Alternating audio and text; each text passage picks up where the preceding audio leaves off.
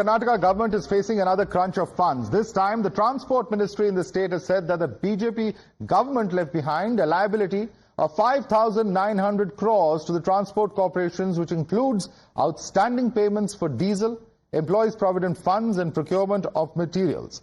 Transport Minister Ramlinga Reddy has said that the government would have to come forward to help the public transport. In fact, BJP has claimed that it was the poll guarantees and the Khatakat model of Congress that was bleeding the exchequer. Listen into the war of words. In 2023, we came to power. At that time, 5,900 crores they left debts on liabilities on us. But these people are making unnecessary allegations. They only left 5,900 crores liabilities. First thing is all these RTCs, 3 RTCs and BMTC have suffered during the pandemic because they were not operating. Over which these guarantees have come as a strike on them.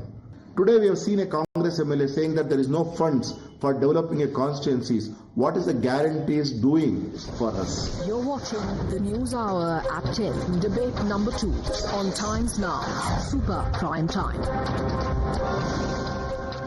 Joining us on the show, Brajesh Karappa, political analyst. We have Mohan Krishna, former media advisor to ex-CM Bommai, also joining us. Sanju Verma and Kamruzaman Chaudhary stay with us from debate number 2. Let me start with you first. Mohan Krishna, you would have heard what Ramlinga Reddy has to say. He says over 6,000 crores of debt that the previous BJP government has left behind, but that's also led to a rather difficult situation where basic things such as Provident Fund are not being cleared. Just to fulfill the Provident Fund bill, about 1,000 crores would be required. Do you agree with Mr. Ramlinga Reddy that it's the debt at this point of time is the legacy of the BJP regime in Karnataka?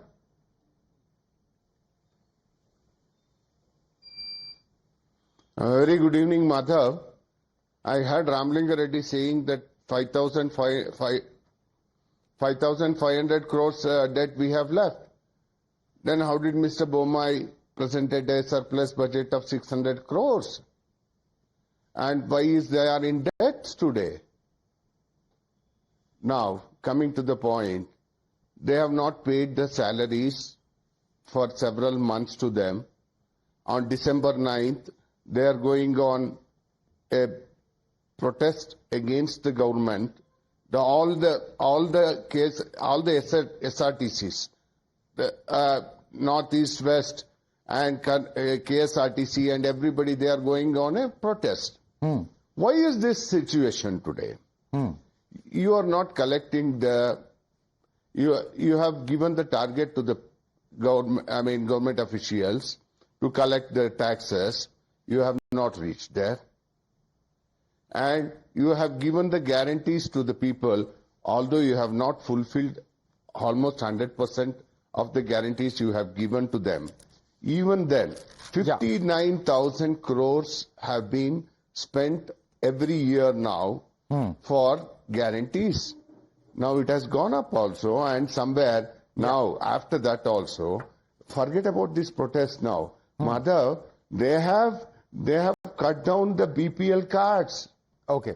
Let me bring in Brajesh on that. They don't have money for giving. Forget the BPL cards, whether it's the cutting or the increase as far as medical fees in government hospitals is concerned. You know, a few days ago, it was Mr. Gaviappa, an MLA, who raised this issue of whether the guarantees, should be reviewed, etc., whether they should be cut down because of the huge burden that they're putting on the exchequer.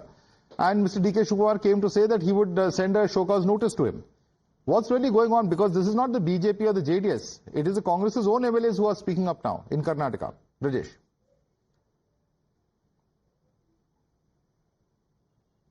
No, I don't hold a brief for the Congress party, Madhav, as you know. But I can tell you that there would always be some discordant notes and discordant voices whenever some government scheme is on. And these government schemes always have some, somebody who doesn't agree with these government schemes. So even in regard to the huge kind of largesse which is being given by Modi Sarkar to nearly 80 lakh people in the form of rations, that also a few BJP MPs have been speaking up against. So the point is this, that these discordant voices are not the main thing. The main thing is that, look, there were 3 by-elections, and the BJP appears to have been finished in all 3 of them. And what are the kind of margins that the Congress party has been winning by? So this shows that the guarantees are actually doing extremely well, and this is actually causing the voters to that there is a groundswell for the Congress party in the state. Okay. And this I'm speaking as a neutral observer. Okay, Right? let me bring in Sanju on that. Let me bring in Sanju on that because, the other side will always argue, Sanju Verma, that even, what we saw, for instance, in the recent Maharashtra election, the Ladki Behan Yojana, the promise to increase from 1,500 to 2,100 or various other schemes. There was a flurry of schemes that were announced in the run-up to the polls. They will say that it's BJP that's also doing this kind of freebie politics. The same thing that you're accusing the Congress of doing in Karnataka. Sanju Verma. Madhav, first and foremost, let me make one thing very clear. There are 4 important data points which your audience needs to know.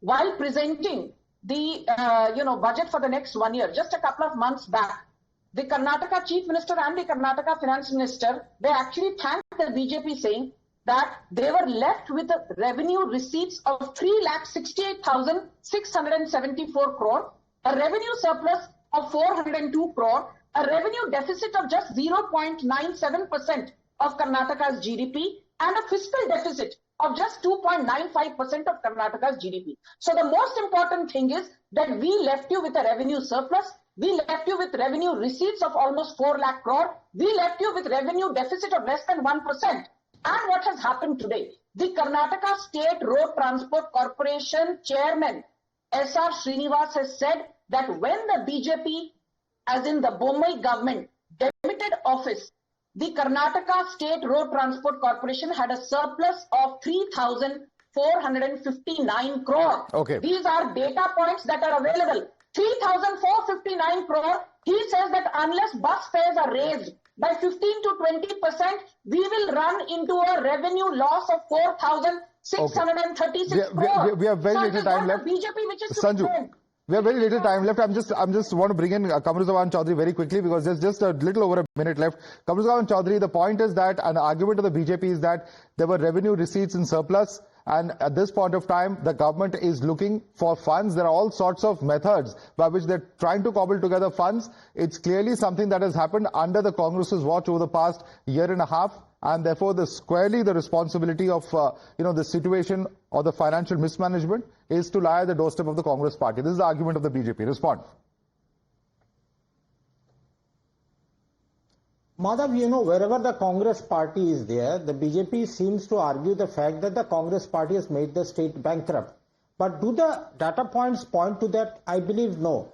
Have the 5 guarantees implemented in Karnataka improved the life of the people, the intended beneficiaries of the state? Yes. There are a lot of research articles that are going on in Karnataka. A simple data point pointed out by Mr. M.B. Patil, the Honorable Minister of Karnataka, around 1,36,000 corporate jobs have been added only in this financial years. Okay. The GDP to the debt ratio of the state, if the state is in a debt, Mother, just 10 more seconds. If the state is in a position of debt, that means it will increase borrowings from outside the state, but the GDP and the debt ratio in the state is just 27. All right. We'll have to leave it there. I'm sorry, Kamruzaman Chaudhary, I'm interrupting you. Completely out of time. Sanju Verma, Mohan Krishna, Brajesh Kalapa, Kamruzaman Chaudhary, completely out of time today, but certainly all eyes on Karnataka and several other governments where the spending and the attempts to increase revenue have been a subject matter of much political debate.